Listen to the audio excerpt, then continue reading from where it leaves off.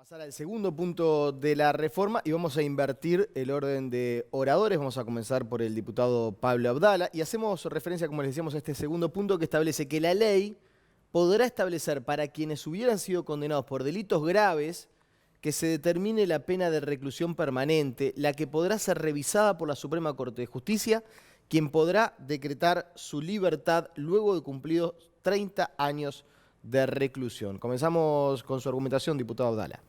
Gracias, Nicolás. A mí no me gusta decir que alguien es irrecuperable, porque creo que esa es una lucha que no debe abandonarse nunca. Es decir, aún el peor de los delincuentes tiene que tener la oportunidad de ser rehabilitado. Pero es evidente que en estos casos estamos frente a sujetos que los psiquiatras, los que entienden de estas cosas, hablan de patologías muy especiales.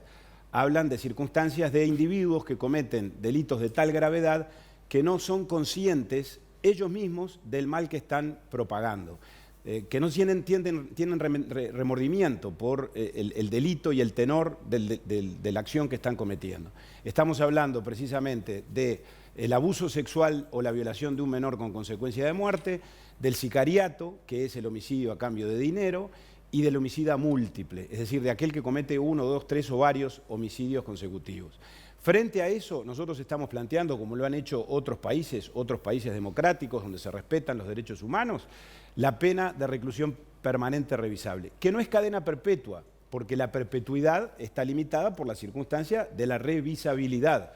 A los 30 años, de acuerdo a lo que establece el texto de la Constitución, se podrá analizar la realidad y la situación de esa persona que cometió esos delitos aberrantes. Estamos, que quede claro, en el marco de estos 3 delitos que tienen un nivel de atrocidad, que creo que todos estaremos de acuerdo en calificar esas acciones de esa manera, y tenemos, por lo tanto, prácticamente la certeza de que si estas personas recobran la libertad rápidamente, bueno, es prácticamente inevitable que vuelvan a cometer una acción similar a esa o aún peor a la que ya cometieron y por la que fueron inicialmente condenados.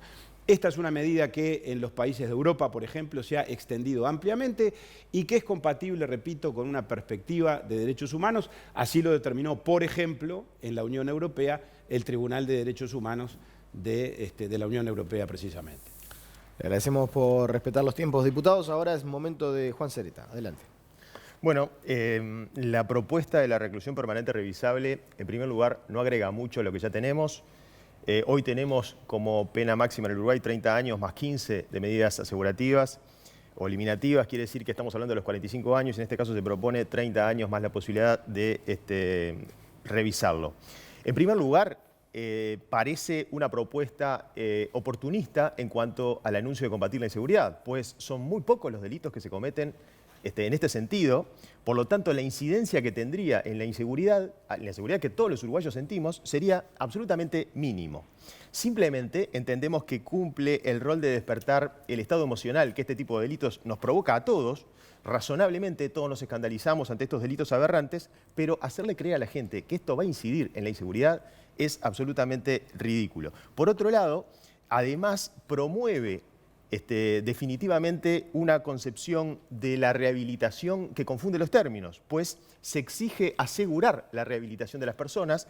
Se le pide, o se dice en el proyecto, que será la Suprema Corte de Justicia, pero es difícil pensar que haya un juez que otorgue una especie de sello del latu de que alguien sea rehabilitado, pues la rehabilitación, por definición, es una expectativa a que las personas mejoren, a que las personas acomoden sus hábitos, mejoren sus conductas, y esto es imposible de asegurarlo. Por lo tanto, es la cadena perpetua con otro nombre. Muchas gracias, doctor Sereta, que incluso tenía algunos segundos más para argumentar. Ahora vamos a dar paso nuevamente a Pablo Abdala, haciendo sus descargos que va a tener que realizar en 45 segundos. Adelante, diputado. Muchas gracias, Nicolás.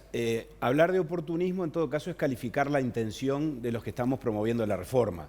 Más allá de que eso pueda resultar agraviante o no, y me importa poco, me parece que agrega poco al análisis de lo que estamos proponiendo. La circunstancia de que estos delitos en todo caso representen un porcentaje menor del conjunto de la criminalidad, claro, frente a 30.000 rapiñas, por supuesto que sí. Ahora, no creo que eso le importe mucho a aquellas víctimas que están sufriendo la gravedad de esta situación. a los familiares de los menores que han sido abusados y que han sido asesinados después de haber sido abusados sexualmente. Y por otra parte, yo no creo que sean pocos estos delitos. El sicariato viene aumentando significativamente, sostenidamente, porque está asociado obviamente al crimen organizado y está asociado a la lucha entre las bandas y a los ajustes de cuentas. Le agradecemos, diputado. Cierra su exposición sobre este segundo punto el abogado Juan Sereta. De todas maneras, como decía al inicio, no significa un cambio en los tiempos de reclusión, porque 30 años del homicidio más 15 de medidas, estamos en los 45 años. Es decir, esto no va a cambiar, no va a incidir definitivamente en la inseguridad que todos los uruguayos sentimos, y además va en la misma línea de las políticas que se han tomado en los últimos 15 años de aumentar la cárcel como solución mágica para los problemas de inseguridad, que ha fracasado en todo el mundo, viene fracasando. La tendencia en el mundo es justamente la contraria: disminuir el uso de la cárcel como herramienta para mejorar la seguridad de los países. Además de promover el uso o el modelo del proceso o el proyecto inhabilitador de personas que no se compadece con el 26 de la Constitución.